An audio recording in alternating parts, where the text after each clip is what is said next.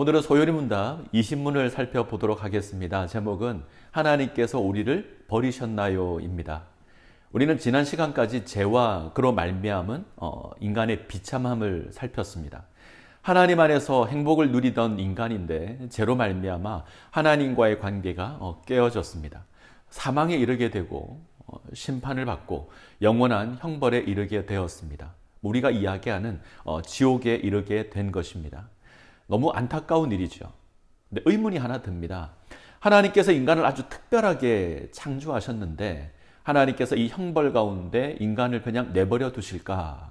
하나님께서 우리를 버리실까? 이런 의문이 들 수 있습니다. 근데 답은 그렇지 않습니다. 하나님께서 우리를 다시 회복시키십니다. 이것이 오늘 우리가 공부해야 될 주제입니다. 자, 먼저 소요리문답 20문을 살펴보겠습니다. 하나님께서 모든 인종을 죄와 비참한 지위에서 멸망하게 버려두셨는가? 하나님께서 홀로 그 선하신 뜻대로 영원부터 구속받을 자들을 영생 얻게 하시려고 은혜의 언약을 세우셔서 구속자로 말미암아 저희를 죄와 비참한 지위에서 건져내시고 구원의 자리에 이르게 하려 하셨다. 소요리문답은 하나님께서 우리를 버려두지 않으시고 죄와 비참한 지위에서 건져내시고 구원의 자리에 이르게 하셨다 이야기를 합니다. 예, 맞습니다. 하나님께서 우리를 버리지 않으십니다. 우리를 비참한 지위에서 건져내십니다. 자, 에베소서 말씀을 보겠습니다. 곧 창세전에 그리스도 안에서 우리를 택하사 우리로 사랑 안에서 그 앞에 거룩하고 흠이 없게 하시려고 그 기쁘신 뜻대로 우리를 예정하사 예수 그리스도로 말미암아 자기의 아들들이 되게 하셨으니 이는 그가 사랑하는 자 안에서 우리에게 거저 주시는 바 그의 은혜의 영광을 찬송하게 하려는 것이라. 하나님께서 이미 창세전에 우리를 택하셨다 고백합니다. 이미 우리를 구원하시기로 예정하셨고 그 하나님의 뜻을 따라서 우리를 구원하십니다. 어떻게 구원하실까요? 하나님의 아들 예수 그리스도로 말미암아 우리를 아들로 삼아 주십니다.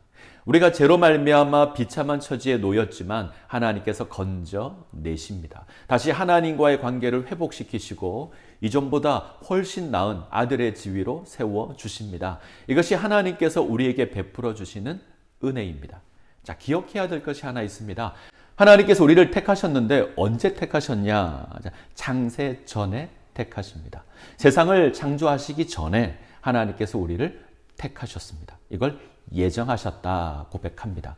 자, 이 사실이 중요한 의미가 있죠. 창세전에 우리를 택하셨다. 이것은 우리에게 어떤 구원의 자격이 없다는 겁니다. 우리가 어떤 놀라운 지위를 지니고 있거나 어떤 훌륭한 일을 했거나 선한 일을 했기에 구원하시는 것이 아닙니다. 우리는 이미 전적으로 타락하여서 구원에 합당한 자격을 얻을 능력이 없습니다.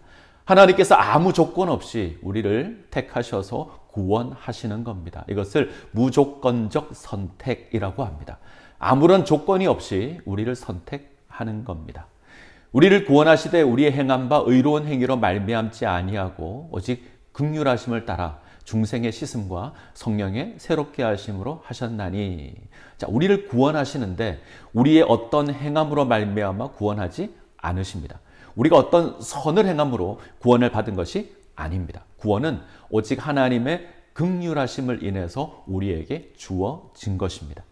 너희는 그 은혜에 의하여 믿음으로 말미암아 구원을 얻었으니 이것이 너희에게서 난 것이 아니요 하나님의 선물이라. 자, 구원은 하나님의 은혜로 말미암은 그 믿음으로 얻는 겁니다. 이때 믿음은 우리에게 아무런 구원의 자격이 없다는 것입니다. 구원은 우리의 자격이나 노력으로 얻어지는 것이 아닙니다. 그것은 하나님의 선물입니다.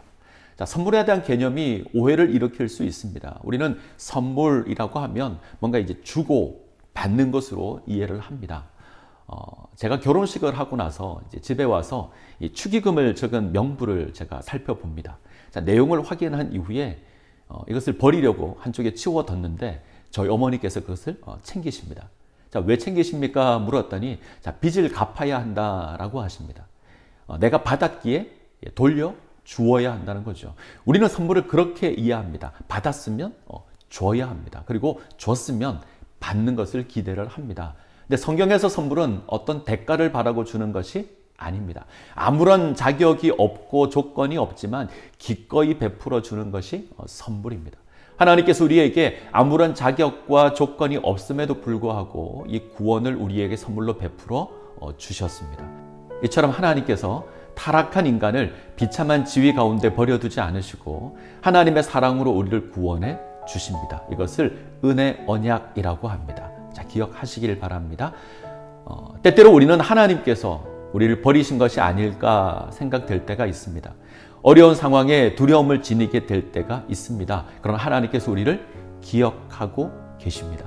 창세전에 우리를 택하신 그 하나님께서 우리를 구원하여 주시고 우리를 버리지 않으시고 우리를 지켜 주십니다. 이 은혜를 기억하시기 바랍니다.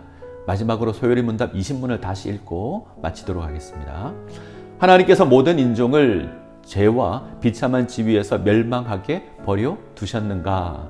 하나님께서 홀로 그 선하신 뜻대로 영원부터 구속받을 자들을 영생 얻게 하시려고 은혜의 언약을 세우셔서 구속자로 말미암아 저희를 죄와 비참한 지위에서 건져내시고 구원의 자리에 이르게 하려 하셨다. 기도하겠습니다. 사랑과 은혜가 풍성하신 하나님, 아담의 죄로 말미암아 비참한 지위에 놓인 인생을 버려두지 않으시고 구원하여 주시니 감사드립니다. 이 구원에 있어서 우리에게 어떤 자격이나 조건이 있어서가 아니라 오직 하나님의 은혜임을 기억하게 하여 주시옵소서. 하나님의 귀한 선물로 다시 하나님과의 관계가 회복되었기에 온전히 하나님을 섬기는 주의 백성 되게 하여 주시옵소서. 예수님의 이름으로 기도합니다. 아멘.